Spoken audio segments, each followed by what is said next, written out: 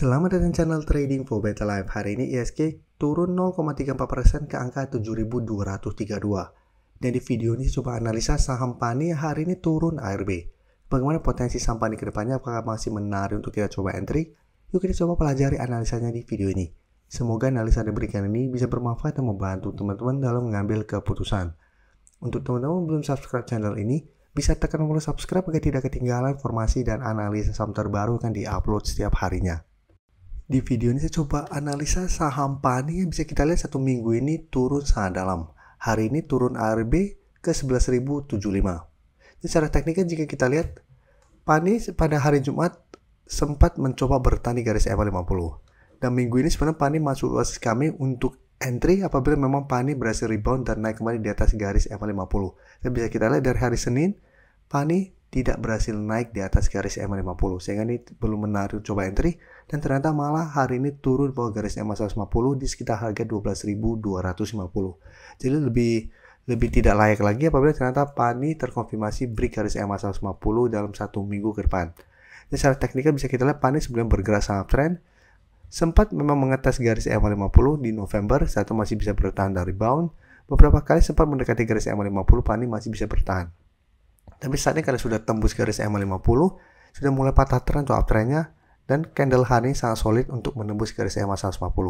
Sedangkan untuk support berikutnya, ada support psikologis di harga 10.000. Dan jika kita perhatikan broker summary pada penurunan tajam hari ini, asing 2 hari terakhir terpantau malah masuk.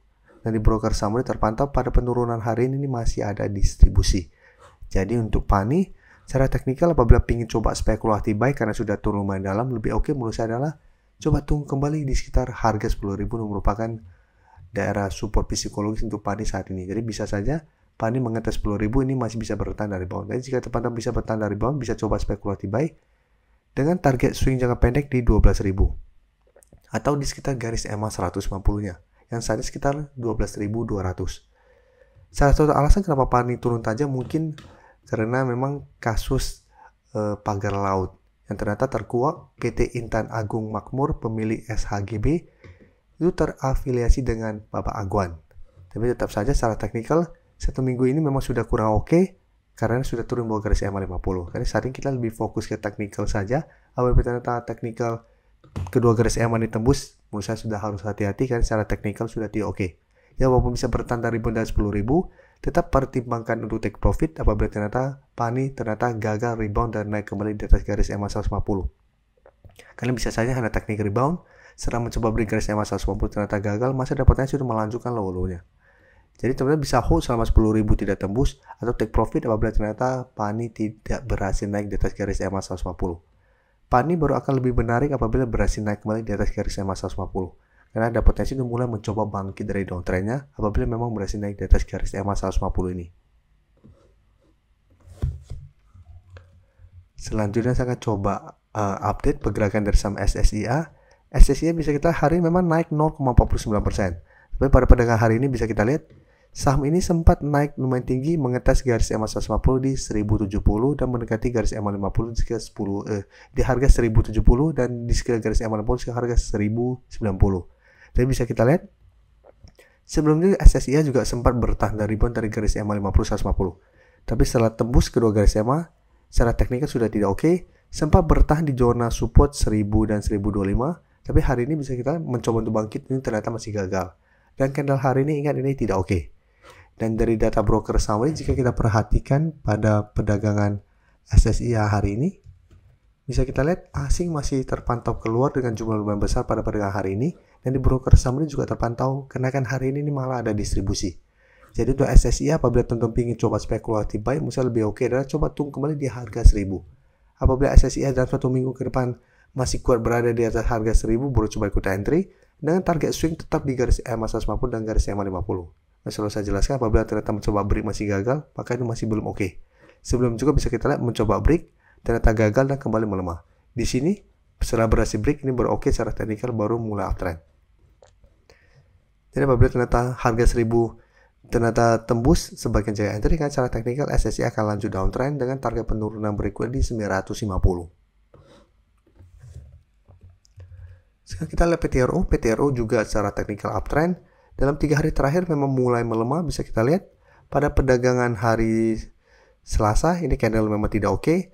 Sempat mencoba naik di atas 4.400, ternyata gagal, terbentuk candle merah sehingga ada potensi dan mulai membentuk pola reversal. Dan bisa kita lihat setelah terbentuk candle ini, 2 hari selanjutnya masih terus ada candle merah dan saat ini mencoba menembus support di 4.000. Jadi apabila tembus 4.000 maka target penurunan berikut sebenarnya di sekitar 3.600. Dan jika kita perhatikan broker summary pada penurunan PT Euro hari ini, bisa kita lihat asing sudah terpantau keluar dalam jumlah lumayan besar dalam 2 minggu terakhir ini. Penurunan 3% lebih hari ini juga terpantau ini ada distribusi besar.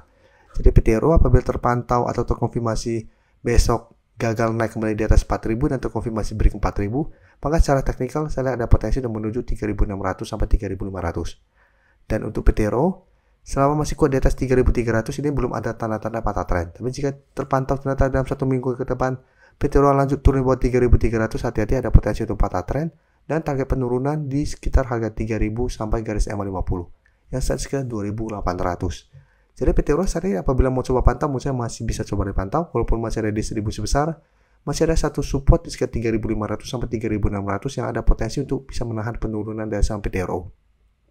Dan penurunan 3 hari terakhir menurut saya juga masih wajar karena sebelumnya PT Euro sudah naik sangat tinggi. Jadi apabila terkoreksi ini menurut saya kesempatan untuk coba kita pantau dan buy on support apabila PT Euro bisa bertahan dari rebound. Dan sebaiknya jika entry apabila ternyata 3.500 lewati. Dan secara teknikal masih ada potensi untuk lanjut downtrend. Lanjut melemah. Selanjutnya saya coba update pergerakan dari saham BSDE. Bisa kita lihat sampai saat ini masih mencoba untuk naik di atas zona 930 sampai 950. Untuk BSDE, apabila berhasil naik di atas 950, menurut saya secara teknikal baru mulai membaik, baru mulai menarik, karena ada potensi untuk mulai membentuk high low. Tapi jika tempat masih gagal, maka secara teknikal masih akan sideways, masih ada potensi untuk melemah kembali ke harga support di 900. Jadi memang BSDE dari sebelumnya sempat kita bahas, dan menurut saya memang masih bisa coba dipantau, tapi untuk entry, wait and see dulu, tunggu BSDE berhasil naik di atas 950 secara candle. Dan pada kenaikan hari ini, terpantau asing masih keluar, dan di broker summary terpantau kenaikan 1% ini ada akumulasi. Jadi BSDE masih menaruh coba dipantau, tapi untuk entry ada buy on breakout apabila berhasil break 950 dengan target terdekat di sekitar 985 sampai harga 1000 untuk target terdekatnya. Atau hold satu selama 950 tidak terlewati atau tidak tembus kembali bawah 950 dengan target berjauh sekitar 1050 sampai 1060 untuk target berikutnya. Jadi BSDE apabila teman-teman sudah punya, menurut saya saat ini masih bisa di hold.